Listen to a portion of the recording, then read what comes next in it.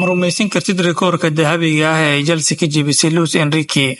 Guuldaradii ay Paris Saint-Germain kala kulantay Chelsea finaalka koobka adduunka ee naadiyada waxay calaamad u tahay markii ugu horeysay ee Luis Enrique laga adkaado finaal kooxeed isagoo tababare ah. Tababaraha reer Spain ayaa horey ugu guuleystay 12 finaal oo xiriir ah oo uu hogaamiyey kooxihii kala duwanaa ee uu soo leeliyey. Wuxuu la qaaday PSG Champions League, 2 French Cup iyo 2 French Super Cup. Intii uu macalinka ka ahaa Barcelona, Enrique wuxuu hantay Champions League iyo UEFA Super Cup, Club World Cup, 3 Copa del Rey iyo Spanish Super Cup.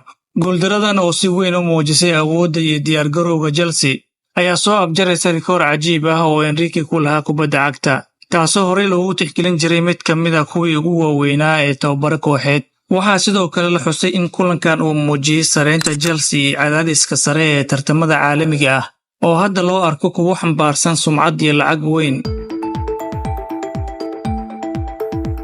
Qodobkaas ayuu ahaa qodobka miiska noo saaran maanta oo aan ku soo qaadanaynay barnaamijkeena bandhiga ciyaaraha. Aragtidaada qaybta hoose ee commentiga nagula wadaag. Haddii aad ilaa dhamaadka muuqaalkan la soo gaartay, ha ilaawin inaad muuqaalka like saarto sidoo kalena aad sii share gareyso. Haddii aad nagu cusubtahay nagu soo biiro oo ka mid noqo asxaabta nagu xiran. Mahadsanid.